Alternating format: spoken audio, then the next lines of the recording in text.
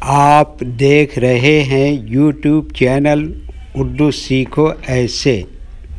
इस वीडियो को देखने के लिए आपकी पसंद और आपके इंतखाब का हम खैर मकदम करते हैं। इस वीडियो में प्रगति नाम से जुड़े इन सब सवालों का जवाब दिया गया है। प्रगति किस ज़ुबान का लफ्ज़ है या प्रगति किस भाषा का शब्द है? प्रगति नाम का अर्थ और मतलब क्या है? प्रगति में कितने हुरूफ हैं और कौन कौन सा हर्फ है? प्रगति का मजमूई अदद क्या है? प्रगति इंग्लिश में कैसे लिखते हैं? प्रगति हिंदी में कैसे लिखा जाता है? प्रगति उर्दू में कैसे लिखा जाएगा? प्रगति उर्दू में लिखने का तरीक़ा क्या है? इन सब सवालों के जवाब से आपके इल्म और जानकारी में इजाफ़ा होने वाला है। तो इतनी दिलचस्प और जानकारी से फुल वीडियो के लिए आपकी तरफ से एक लाइक तो मिलना ही चाहिए। प्यारे व्यूअर्स, अगर आप हमारी वीडियो पहली मर्तबा देख रहे हैं तो चैनल को सब्सक्राइब करके ऑल पर क्लिक कर दें ताकि हर आने वाली वीडियो आपको वक्त पर मिलती रहे और आप कुछ न कुछ सीखते रहें। प्रगति हिंदी ज़ुबान का लफ्ज़ है। प्रगति के माने और प्रगति नाम का मतलब है आगे की तरफ बढ़ना, तरक्की करना, उन्नति करना, बेहतर करना। प्रगति में 5 हुरूफ हैं: पे, रे, गाफ, ते, ये। प्रगति का अदद है 632। इसकी मज़ीद तफसील वीडियो के आखिर में देखें। ये इंग्लिश में प्रगति लिखा हुआ है, ये हिंदी में प्रगति लिखा हुआ है। प्रगति उर्दू में लिखने का आजकल 2 तरीके हैं।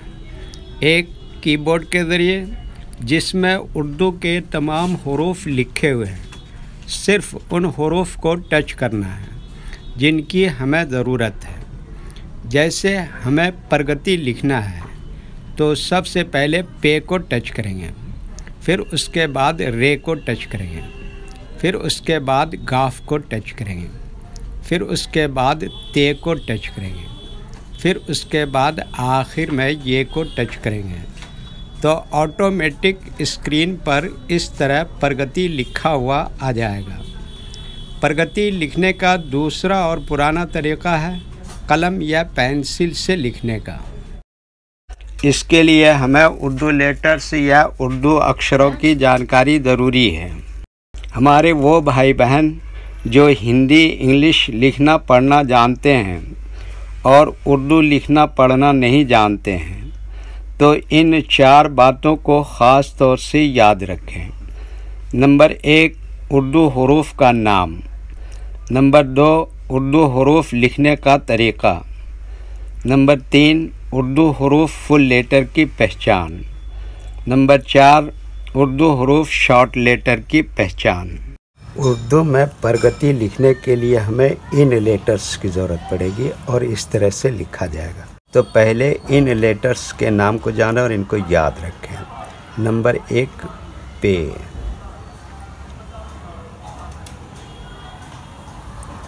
नंबर 2, रे।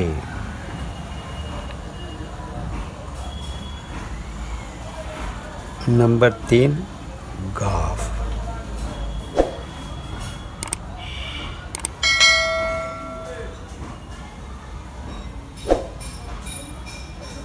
नंबर 4, ते। नंबर 5, ये।